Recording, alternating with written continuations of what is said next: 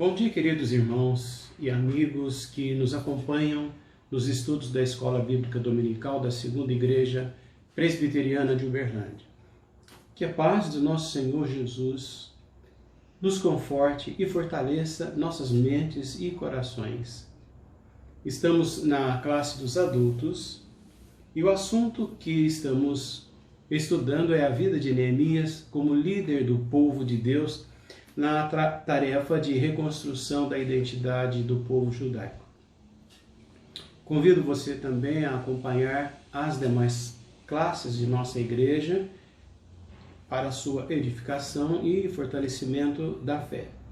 Basta no YouTube escolher o link de sua preferência ou da sua expectativa de assunto. Sejam bem-vindos à nossa classe. Que a paz do nosso Senhor Jesus Cristo, mais uma vez, clamamos a Ele, habite em todos nós. Senhor Jesus, rogamos que a Tua graça e a Tua misericórdia esteja sobre as nossas mentes, que o Espírito Santo nos oriente nesta nova ministração, nessa palavra, Senhor, extraída das Escrituras, que nos mostra um caminho sobre modo excelente e devemos compartilhar uns com os outros. Dá-nos a Tua graça, conforta os corações daqueles que passam por grandes necessidades, Senhor. Aqueles que estão enfrentando esses dias de crise, de saúde, de emprego, para que a nossa vida seja fortalecida e recebamos orientação direto do trono da graça. Em nome de Jesus. Amém. Então, como já dissemos, a nossa lição de hoje, a de número 12, tem por título O líder é a oposição externa. É a quarta lição sobre Neemias. O nosso texto básico se encontra em Neemias capítulo 2, versículos 9 e 10, 19 e 20. E também a totalidade do capítulo 4, nos versículos de 1 a 23. Nosso texto devocional está no Novo Testamento, a carta de Paulo aos Efésios, capítulo 6, versículos 10 a 18. E um versículo-chave de Neemias, capítulo 4, versículo 14. Estudaremos a seu tempo cada uma dessas referências citadas. Mais uma vez eu gostaria de repetir. Nosso texto está baseado na revista Esdras e Neemias, uma perspectiva de liderança da editora cristã evangélica. Na lição anterior, estudamos o capítulo 3, que relata a reconstrução dos muros e portas e a divisão das tarefas a partir de uma visão geral, porém resumida, das etapas daquele trabalho. Do capítulo 4 em diante, até o capítulo 6, vamos estudar os acontecimentos que se passaram durante o trabalho de reconstrução e as suas consequências após a consagração dos muros e portas. Uma breve consideração. Acabei de mostrar a revista. Por razões éticas, sempre a fonte na qual o estudo é baseado deve ser mencionada. Por isso fazemos menção dessa fonte. Hoje, além dos subtítulos, vamos ler um parágrafo que chama atenção tanto pelo conteúdo como pelo contexto atual. Esta revista foi reeditada em 2016, mas os estudos nela contidos são anteriores a 2014, conforme pude comprovar na leitura da revista Ultimato deste ano, de 2014, onde o tema Líder e Planejamento, que tratamos na lição passada, do pastor Geraldo Henrique, foi também publicado. A palavra de Deus permanece para sempre. Não tem prazo de validade.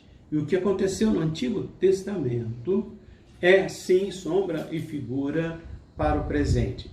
Vamos ler um parágrafo que introduz a lição de hoje.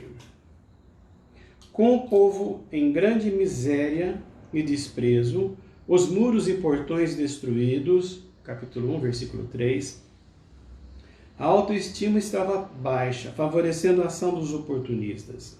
3 nomes aparecem nesses versículos, firmando-se como implacáveis opositores a todo o trabalho de reconstrução de Neemias: Sanbalá, Tobias e Gesem. A chegada de Neemias em Jerusalém, sem dúvida, perturba a estrutura de poder da cidade. Pelo que aprendemos mais tarde sobre os sacerdotes e regentes, do capítulo 5 em diante, podemos estar certos que eles viam a sua vinda com preocupação, a vinda de Neemias com preocupação. Nesse trecho que lemos e reproduzimos aqui, podemos trocar alguns substantivos, como muros e portões, por Covid-19, desemprego e saúde destruída. O povo em miséria e em muitos lugares do Brasil em desprezo. Mas a situação tem outro ponto em comum: a ação de oportunistas. Esta permanece igual. Não com os nomes citados aqui, mas com centenas de outros que são delatados pelos órgãos de controle do nosso governo. É preciso vigilância para conter esta ação de oportunistas. Neemias teve um papel importante. Quem será o Neemias de hoje? Esta é a reflexão que devemos fazer. O assunto que vamos estudar não se encerra nesta lição, neste capítulo 4. Nas próximas lições veremos outras faces deste Sanbalá ou Sambalate, conforme outras versões, e os seus amigos oportunistas. Desculpa a repetição, mas é importante. Os subtítulos que estudaremos são: quem são os inimigos, as características da oposição e as atitudes de Neemias. Quem são os inimigos? Aqueles que aparecem nos vários episódios da vida de Esdras e Neemias. Os nomes dos opositores mudaram neste capítulo 4, em relação a Esdras, mas a origem e os propósitos permaneceram os mesmos. Capítulo 4, versículo 1. Ouvindo Sanbalate que edificávamos o muro, ardeu em ira e se indignou muito e escarneceu dos judeus. Quem foi Sanbalate? Seu nome aparece em registros da época de Neemias como governador de Samaria. Em outra lição, nós comentamos sobre o papel de Samaria nos dias de Esdras e Neemias. A Bíblia o chama de Horonita, este Sanbalate, ou seja, da cidade de Bet-Horon, fundada nos dias de Josué. O nome da cidade faz referência ao templo do deus Horon. Talvez este governador desempenhasse um papel importante na administração deste templo. Ele era descendente dos povos que colonizaram a região de Samaria quando os assírios tomaram essa cidade. O segundo livro de Reis, capítulo 17, relata como os habitantes desta região aceitaram um culto misto, conforme o versículo 41. Encerrando este capítulo 17, diz assim: assim estas nações temiam ao Senhor e serviam as suas imagens de esculturas. Também seus filhos, como fizeram seus pais, assim fazem eles até o dia de hoje. Os sacerdotes enviados para ensinarem sobre o Senhor Deus não obtiveram sucesso. E desse modo, os povos serviam a Deus e aos deuses dos seus pais. Nós, em lição anterior, nós verificamos quem seria um samaritano dos nossos dias. Mas o segundo personagem era Tobias, versículo 3. E estava com ele Tobias, o Amonita, e disse, este Tobias, ainda que edifiquem, contudo, vindo uma raposa, derrubará facilmente o seu muro de pedra. Tobias é um nome judaico, significa Javé, Jeová, é bom, mas estava unido aos opositores de Neemias. Não lhe interessava o progresso do seu próprio povo. Seu nome aparece sempre ao lado de Sanbalate e Gesem. Era um oportunista. É descrito como servo amonita, não pela sua descendência, mas pela escolha que fizera em servir ao inimigo de Judá, talvez como um dos chefes de coletores de impostos da região de Amon. No capítulo 6 da lição 14, nós vamos estudar como Tobias trabalhava com os dois lados. O lado de Amon, Sanbalate, contra o líder Neemias. Ele usufruía da riqueza dos nobres judeus, seus partidários, também oportunistas. Na verdade, estes nobres de Judá não desejavam dividir a riqueza com os pobres de Judá. Usufruíam dos impostos exorbitantes arrecadados. Escravizavam os seus próprios irmãos para servir aos interesses de Sanbalate, Tobias e Gesem, como veremos nas próximas lições. Então, Neemias tinha que enfrentar até inimigo dentro de casa, se fazendo de judeu, de povo de Deus, mas trabalhando de forma contrária. Neemias capítulo 2, versículo 19 diz assim: o que ouvindo Sanbalate, o horonita, e Tobias, o servo amonita, e Gesem, o árabe, zombaram de nós. Isso é Neemias escrevendo. E desprezaram-nos. Que é isso que fazeis? Quereis rebelar-vos contra o rei? No capítulo 6 vamos estudar mais ainda. Terceiro personagem, Gesem. Seu nome é citado em documentos arqueológicos como um grande magnata da época. A Bíblia de Estudo Arqueológica, essa aqui, edição de 2013, página 691, traz mais informações sobre estes personagens. Não somente este, mas os três. Então, estes eram os líderes principais da oposição a Neemias. Vamos ver então as características da oposição. Para isso, vamos recorrer a Efésios, carta de Paulo aos Efésios, que é o nosso texto devocional, no capítulo 6, no versículo 12. Paulo nos informa que o nosso inimigo, apesar de ter aparência humana, é espiritual. Por quê? Leiamos. Não temos que lutar contra a carne e o sangue, isto é, pessoas, mas sim contra os principados, contra as potestades, contra os príncipes das trevas deste século, contra as hostes espirituais da maldade, nos lugares celestiais. Revendo nosso estudo sobre Daniel, no capítulo 10, quando o profeta jejuou por 21 dias em busca de orientação de Deus, o anjo Gabriel se apresentou e explicou que desde o primeiro dia de jejum, Deus o havia encarregado de ministrar a palavra, mas o príncipe do reino da Pérsia resistiu por 21 dias. Não o príncipe do rei Artaxerxes, mas do reino da Pérsia, isto é, aquela entidade espiritual que influenciava todo o entorno do reino da Pérsia. Há príncipes das hostes espirituais da maldade atuando ainda hoje, talvez com maior intensidade, à medida que o arrebatamento da igreja e o plano de Cristo se aproxima. A mensagem revelada a Daniel mostrava grandes conflitos, a ação do inimigo contra Deus, mas Gabriel revela a Daniel que a grande vitória será de Deus, da igreja militante e triunfante.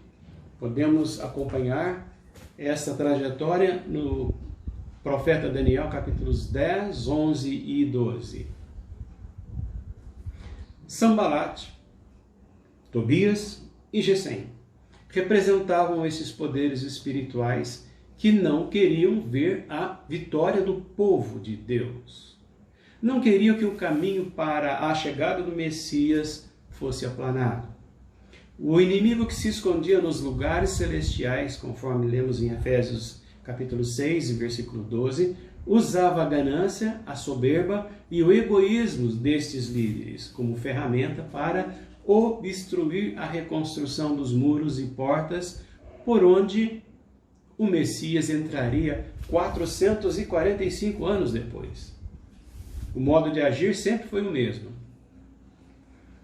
Vamos então lembrar a história de Davi e Golias. Dando resposta às afrontas de Golias, Davi afirmou: não com espada nem com lança, mas do Senhor é a guerra. 1 Samuel, capítulo 17, versículo 47. No que Davi estava alicerçado?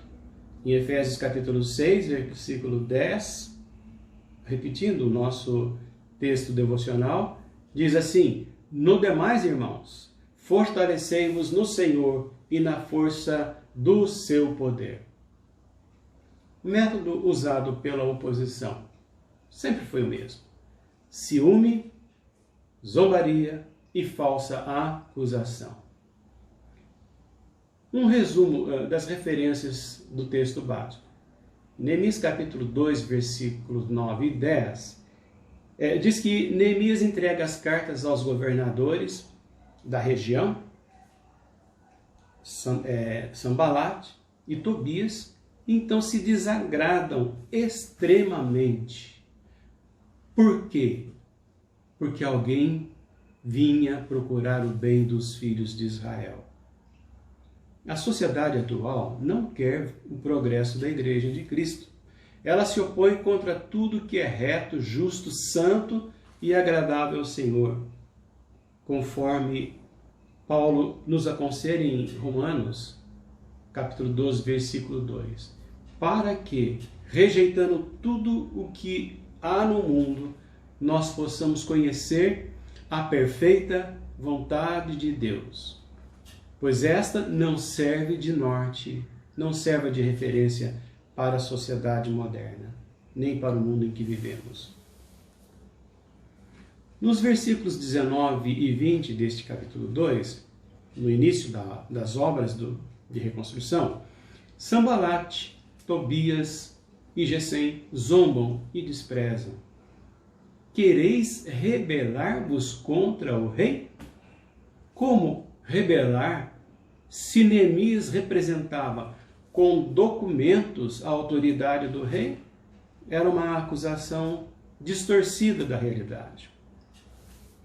Mas quem sabe alguém poderia aceitar. O segundo método, o escárnio, é zombaria. E zombaria através da humilhação. O que fazem esses fracos judeus? Vocês não têm força, não têm capacidade. Através da plantação da dúvida, darão cabo da obra em um só dia? Eles sabiam que não. Dependia do esforço. Uma oposição à fé daqueles judeus.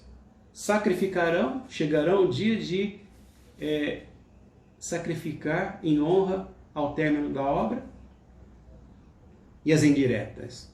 Renascerão dos montes de pó as pedras? Pedras que foram queimadas, cal que havia se desfeito. Então eles estavam colocando em dúvida a ação do povo de Deus através do escárnio. Todos estes questionamentos nasciam do desconhecimento do amor e do poder de Deus e do caráter de Neemias. As zombarias não deram resultado. Então, planejaram um ataque armado. No capítulo 4, versículos 7 e 8, diz que ligaram-se entre si todos os inimigos, para virem guerrear contra Jerusalém. Mas é Deus que conduz Neemias, então tudo falhou. Mas não desistiram, elaboraram um plano de desmoralização. Isso está registrado lá no capítulo 6, versículos 13 em diante, que ainda vamos estudar. na próxima lição, ou na lição 14.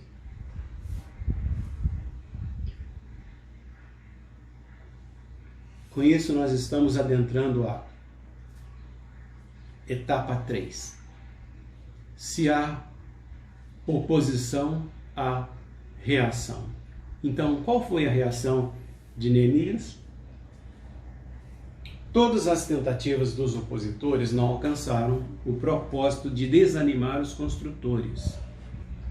Mas, quando exaustos e próximos do desfalecimento, Neemias interveio para dar ânimo àqueles operários. Neemias capítulo 4, versículo 10 nos informa que desfaleceram as forças dos carregadores, e o pó é muito. E eles reclamaram: nós não poderemos edificar o muro. O que fez Neemias? Neemias sempre respondia com oração e ação. Oração porque tinha o discernimento espiritual para compreender quem estava incitando os inimigos.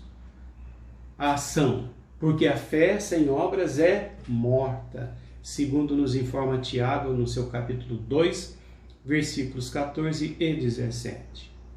Neemias era adepto de um dito gospel da atualidade. Não mostre o tamanho do seu problema para Deus. Mostre quão grande é Deus para o seu problema.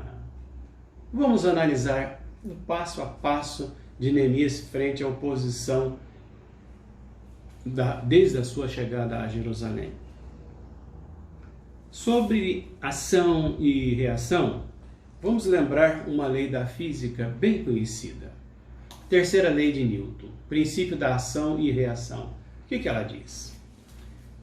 Toda força de ação, ou seja, para toda força de ação, existe uma força de reação, que possui o mesmo módulo e direção, porém em sentido contrário. Antes de examinarmos as atitudes práticas de Neemias, conforme a lição, vamos refletir um pouquinho sobre a terceira lei de Newton, mas sob uma ótica espiritual. Em toda a história bíblica registrada de Gênesis até o Apocalipse, nunca houve uma ação de um servo de Deus que não tivesse uma reação contrária. E há muita similaridade entre o passado bíblico e o atual presente. Na luta de Moisés para manter o povo conectado com a lei de Deus, ocorreu um episódio triste que está registrado no livro de Números, capítulo 25. As mulheres moabitas convenceram os homens judeus a adorarem seus deuses, oferecendo em troca os seus corpos em prostituição cultual. Vários mandamentos da lei de Deus foram violados. Honrar a Deus sobre todas as coisas, não ter outros deuses, não adulterar, não cobiçar. O resultado foi sinistro. 24.000 morreram por uma praga enviada por Deus. Já na terra prometida, Josué, depois de tantas lutas para a conquista de Canaã, precisou convocar o povo para que decidisse quem eles deveriam adorar. No capítulo 24 de Josué, versículos 15 e o 23, nós vemos o líder fazendo a famosa confissão de fé. Eu e minha casa serviremos ao Senhor. E em seguida convoca o povo a jogar fora os deuses estranhos no meio deles. Não foram grandes as maravilhas que o Senhor operara, grandes vitórias, mas muitos ainda estavam adorando deuses estranhos dentro das suas casas. Josué convocou: decidam. Há inúmeros exemplos destes confrontos registrados na Bíblia, mas temos que entender que as lutas podem ter origem em 3 fontes diferentes. A lei de Newton mencionada diz respeito ao nosso mundo físico, ação e reação proporcionais, que podem ser medidas, avaliadas Mas, e quando desconhecemos a magnitude da força que nos ataca? Já mencionamos a luta de Daniel e a resposta do anjo Gabriel ao seu clamor. O príncipe do reino da Pérsia me resistiu. Uma pausa. Naquela época eu usei este livro, Daniel, um homem amado no céu, do nosso amado referendo Hernando Dias Lopes. É bom recorrer a várias fontes para nós termos uma ideia ampla do que Deus espera de nós. Voltando ao nosso Neemias, as três formas ou fontes primárias de inimigos, segundo nós podemos observar em Efésios capítulo 2, são nós mesmos. Versículo 1. O pecado que habita em nós exige confissão, arrependimento e restauração. O versículo 1 nos informa que antes de chegarmos a Cristo, nós estávamos mortos em ofensas e pecados. A sociedade pervertida e afastada de Deus é o segundo inimigo, o mundo. O versículo 2 diz que nós opunhamos a Deus seguindo o curso deste mundo. E no próprio versículo 2 informa o terceiro inimigo, ou a terceira fonte, as potestades do ar. O príncipe da potestade do ar que atua nos filhos da desobediência. Neemias enfrentava uma sociedade que era influenciada por potestades espirituais, conforme já vimos em estudos anteriores.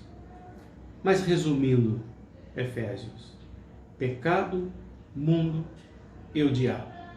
Sendo que o último, o diabo, mantém o coração do homem preso ao pecado através do apego ao mundo anticristão, dominado por hostes espirituais do mal. Um esclarecimento.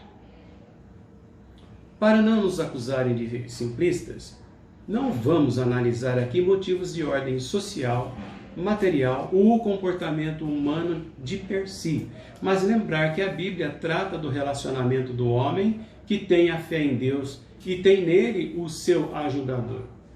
Hebreus capítulo 13, versículo 6 diz: e assim com confiança ousemos dizer, o Senhor é meu ajudador, e não temerei o que me possa fazer o homem.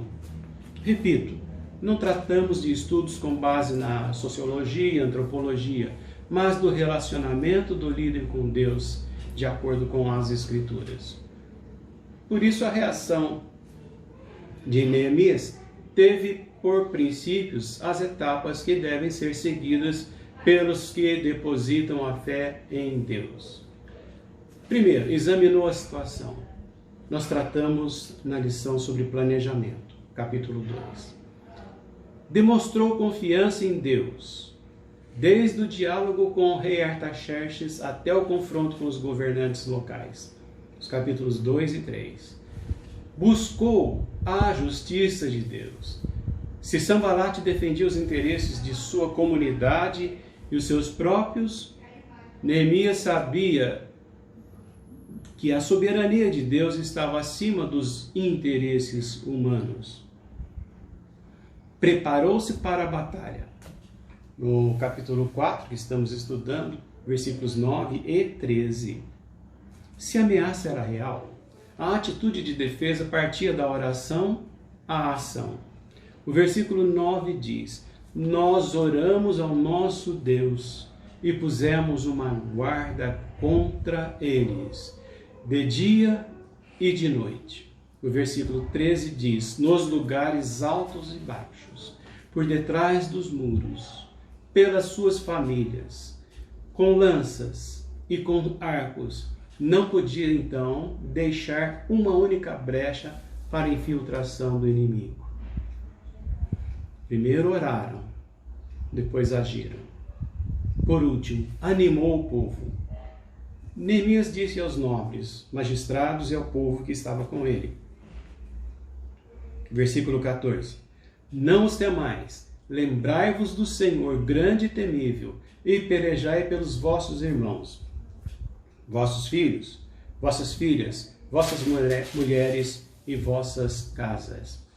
Novamente, a batalha estava nas mãos de Deus, conforme Davi respondeu a Golias. Mas o povo, as pessoas tinham participação. Isso nos traz a palavra de Jesus em João capítulo 16, versículo 33. No mundo tereis aflições, mas tende bom ânimo. Eu venci o mundo. Em seguida a todas essas atitudes, ele manteve-se vigilante. Os versículos 16 a 23 mostram a disposição de Neemias em proteger a obra que estava em andamento. Os operários trabalhavam armados, revezando-se na tarefa de construir muros e portas e estarem atentos às manobras dos adversários. O que nos diz o Novo Testamento? Um conselho de Pedro, na sua primeira carta, no capítulo 5, versículo 8, nos diz: sede sóbrios, vigiai, porque o diabo, vosso adversário, anda em derredor como leão bramando, buscando a quem possa tragar. Mas no versículo anterior ele disse: lançando sobre ele toda a vossa ansiedade, a minha, a sua, a da igreja. Porque ele tem cuidado de vós, de nós. Estes operários de Deus chegaram à exaustão, conforme vimos no versículo 10. Mas Deus deu sabedoria e coragem ao líder e fortaleceu as mãos dos trabalhadores. Concluindo,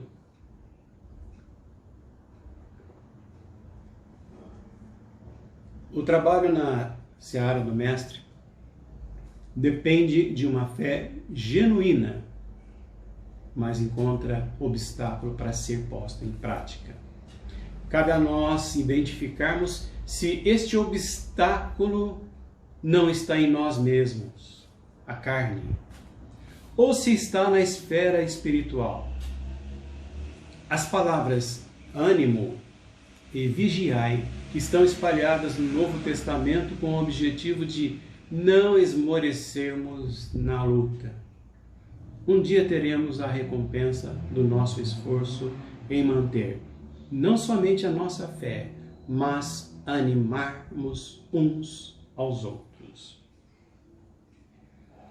Paulo, escrevendo na primeira carta aos Coríntios, capítulo 15, versículo 58, diz assim: sede firmes e constantes, sempre abundantes na obra do Senhor, sabendo que o vosso trabalho não é vão no Senhor. Portanto, ore pela igreja para que Deus nos dê as armas apropriadas para a batalha e nos ensine a usá-las.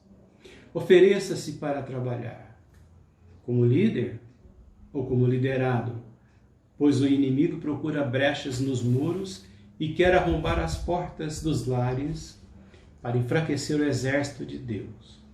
Não permitamos. Satanás ruge como leão, mas ele não é leão. Cristo é o verdadeiro leão da tribo de Judá, que venceu e não será jamais derrotado. Deus nos guarde em seu amor e poder. Que Jesus Cristo e o seu Santo Espírito nos ajude nesses momentos de aflição. Sabemos que a nossa tribulação é passageira e de forma alguma pode ser comparada com a nossa vitória que se aproxima. Amém. Deus abençoe a todos vocês.